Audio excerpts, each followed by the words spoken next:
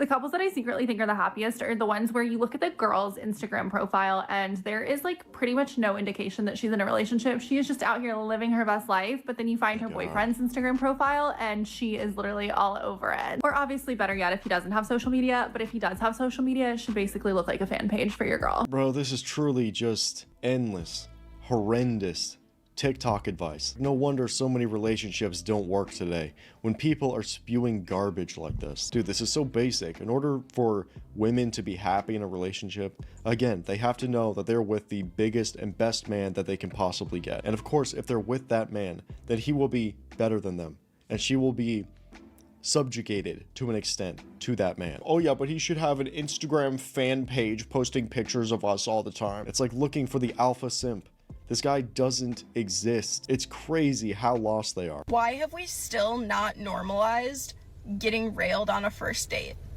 I don't get why it's still so frowned upon and why like people are still so against it when it's so much better that way. First off, perfect icebreaker. You're pretty comfortable with each other after that. Oh, Jesus. A lot less superficial. And like, why are you gonna sit there and waste a bunch of time, waste a bunch of money, go on 4 or 5 dates with someone just to find out that they're terrible in bed? No one wants to do that. Like, that's so unproductive for literally everyone involved. I'm sorry, I don't give a flying f about your favorite color, your dog's name, where you grew up. I wanna know how big you are, how long you last, and how tight you'll wrap your hands around my neck. My God. Once you've proven that, then I'll give a shit about this other superficial stuff you want to tell me about yourself. It works out so much better for everyone.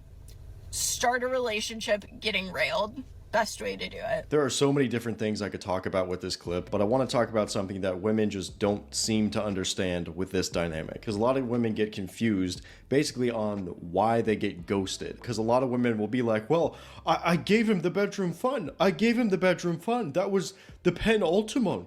That was the thing I was supposed to give him. And he should love me forever now. But no, it does not usually work out that way. Because the thing you have to realize is the first time you have the bedroom fun with a woman, that is the first very big power switch. Because basically almost always, up until that point, the man will be pursuing that woman, okay? So she is somewhat more in the power position where she has something that you want. And I'm speaking in general here, of course, there's exceptions to this rule, but generally that's always how it goes. But when you're up here and she gives you what you want, this is what happens. It flips, okay? So now you are the one on top, because after that, then she is now pursuing your commitment. And I'm just explaining how the modern dating goes, okay? Because in the past, most women would get commitment and then give the bedroom fun, but not in the modern world. When that power flip happens, now it's on the woman to prove her value, to prove to you why she would be a good girlfriend, why you should keep her around. And a lot of women truly just have no idea about this. Truly zero idea about this whatsoever. And that is exactly why they get ghosted and cannot get a man to take them seriously. Because from the man's perspective, she has given up all of her value then. He doesn't see the value beyond that because she's not showing any of that value, or she doesn't have that value. All right, so really it's pretty obvious. Like, if you're the man in that situation, you have that power flip, you should be looking for, okay, well, how is she adding value to my life? Is she waking up the next morning, cleaning your house, cooking you breakfast, got them scrambled eggs going? I swear, if Western women just did that tiny thing, they just wake up in the morning, start cleaning the home and cooking, they could get and keep basically any man they wanted. Honestly, any man they wanted in America, because American guys are so starved for any type of femininity that they would immediately wife you up. I don't know, y'all. I just don't understand how straight men be so badly in these relationships. Because if a bad bitch asks me to do something for her, I'm gonna do it with the quickness. Like, you don't have to ask me twice. This is your world. I just reside in it. Like, I'm on my knees for... Ladies, if you get married, do not take your husband's last name. Or do what you want, but hear me out. I'm probably not breaking any ground when I tell you that women taking their husband's last name stems from a time where women were viewed as their husband's property. Those are pretty ugly origins for a tradition that most people are still upholding. 79% of women in the United States take their husband's last name, and another 5% of women hyphenate. In contrast, 92% of men keep their names exactly the same. And that's the rub, right? Because obviously people have their own reasons for why they want to have the same name as their partner. You want your kids to have the same name as both of their parents, or it's romantic to have the same name. But if those were really the reasons, then why don't we see more men taking their wives' names? I challenge you to ask your boyfriend if he would consider taking your name when you get married. And watch his reaction, because most men act like it would be some kind of humiliation ritual to have to take a woman's name. And that should tell you something about how he views you taking his name, like it's some sort of demeaning act of submission that you should do, but he would never consider. I know a girl who's married with kids. She seems very happy, but I once mentioned to her that I wouldn't change my name if I got married. And she told me she always wanted to keep her maiden name. But when she met her husband, he said he would never marry a woman who wouldn't change her name to his. Good man. Dude, they can cry patriarchy all day.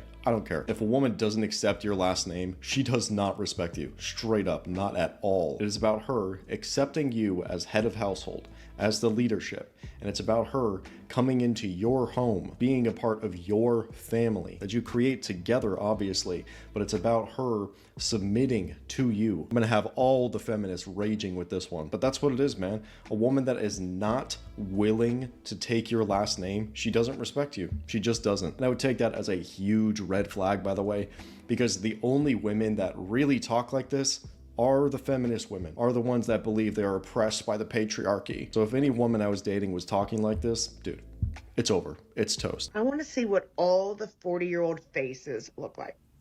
Hi, I'm 40. 40 is like the new 20, okay?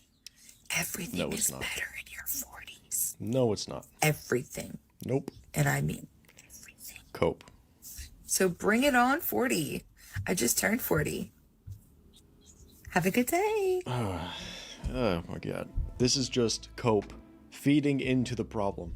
This is not going to help any woman that is actually looking to settle down and have a relationship. It is just pure cope. Try and feel better about your situation instead of actually taking action to make your situation better. Bro, that's like women's TikTok advice in a nutshell. These are signs that you are dating an insecure man, which is something I spent way too much time in my 20s doing. Oopsies, Good thing I went to therapy. Anyway, here's some hot tips for you so you don't do the same. Number 1, avoid any man that criticizes or gets mad at the way that you dress. Girl, run. Did he buy you all of your clothes? Probably not. No, he didn't. So he can't tell you how to dress. Those are the rules there.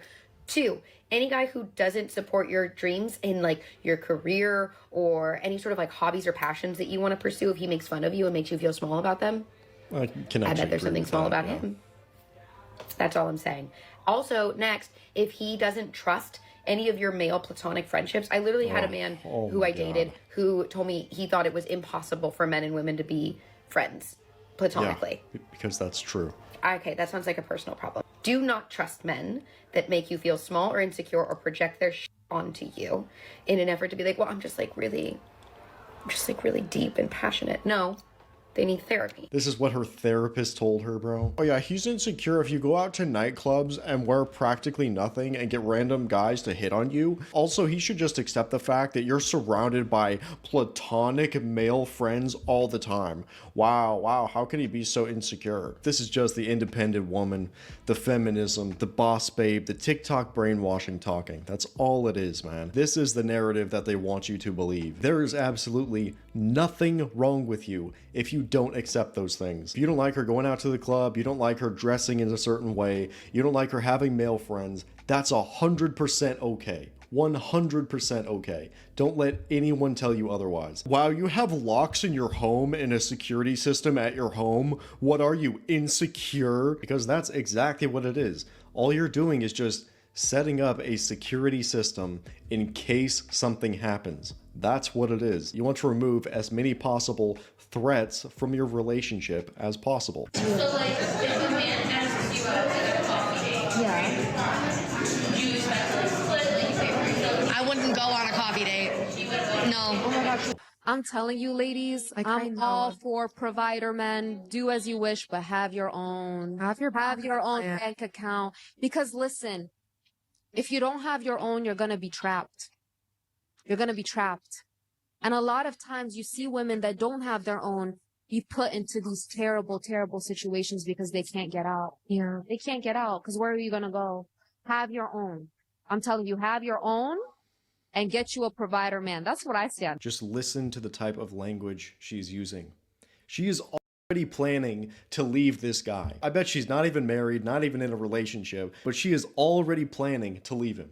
She's already thinking, oh, well, I'm trapped in a relationship. Oh my God, I have shackles on me. This is horrible. A lot of the times when you go into a relationship with this kind of mindset, with this like 1 foot in, 1 foot out kind of mindset, is the exact thing that ends the relationship, because you'll never be all in. If you start to face any type of struggle in the relationship, you can just be like, oh, well, screw you, loser, I'm out of here. I have a job, so I'm gone. And I'm not even saying that women shouldn't have their own money, they shouldn't work or anything like that. I'm just talking about bringing that mindset into a relationship. That mindset itself is already starting off the relationship with doubt. You won't be able to fully trust your man. You won't be able to fully let go. And that's the exact kind of mindset that will fail the relationship.